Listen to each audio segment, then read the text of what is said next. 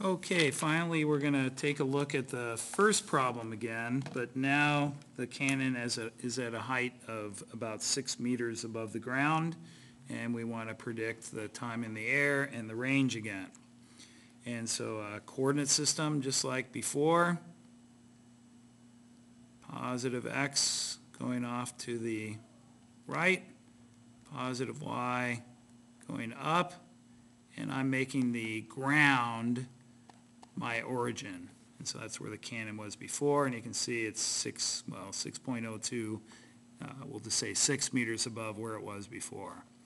And let's keep everything the same as before, but I will go through and solve again for the different components, but we do know what they are if you watch the first one. And so there's V0x, and there's V0y. And we know V0 is 18 meters per second, and theta is the same as before, 30 degrees from the horizontal. And so V0y is the opposite side. It's up, so it's positive.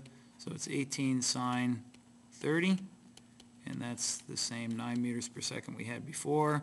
And then V0x is the adjacent side, so it's going to be 18 cosine 30. And before we had that was 15.6 meters per second. So those are the same. But since it's up in the air, the projectile is going to spend more time in the air. It'll take more time before it hits the ground, so it'll move further in the x at this speed, and so it should go further. And so first we look to the y motion to figure out the time in the air.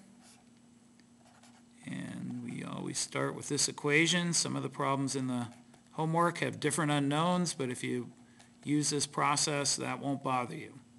And so y is my final y position. I'm going to end up on the ground. Y0 is my initial y position. Now that's 6.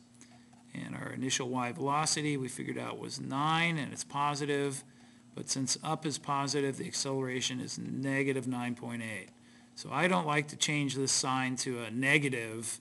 The equation is this, and I put in negative acceleration. It's just the way I like to do it. And so if we rearrange this, making our a term positive, we get this quadratic where that is a, b is negative 9, c is negative 6. So if you remember the quadratic formula, and you better by test time, it's minus b plus or minus the square root b squared minus 4ac all over 2a. So in this problem, b is negative 9, so I get a positive 9 for b, plus or minus b squared. Oh, did I erase that? There we go. And so b is, again, negative 9, but since we're squaring it, that won't matter. And minus 4ac, but if you look, c is negative, a is positive, so it's going to give me a plus 4 times 4.9 times 6. And then the whole thing's over 2 times a.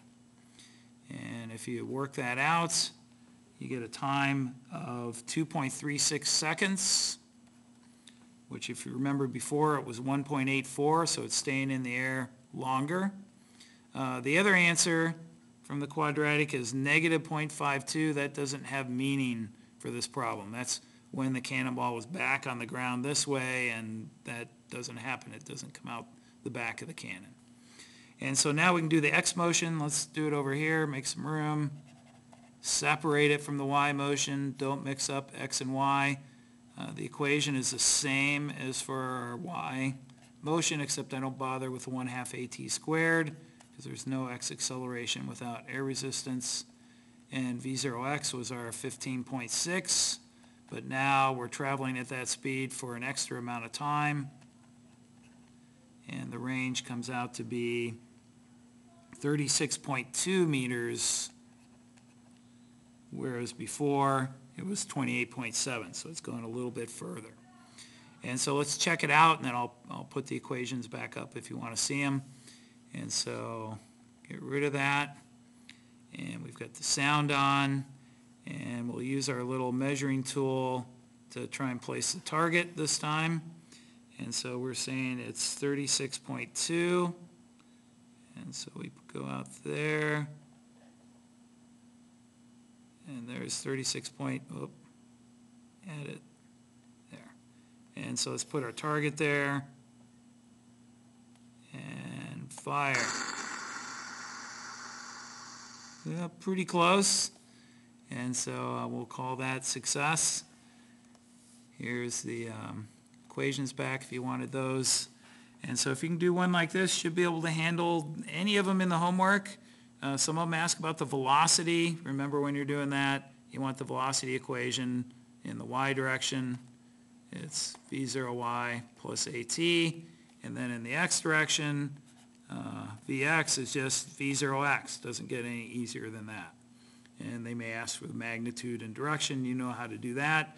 And so use this process to start any of the problems they give you, and you're going to have success on most of them. So that's it for now. Signing off.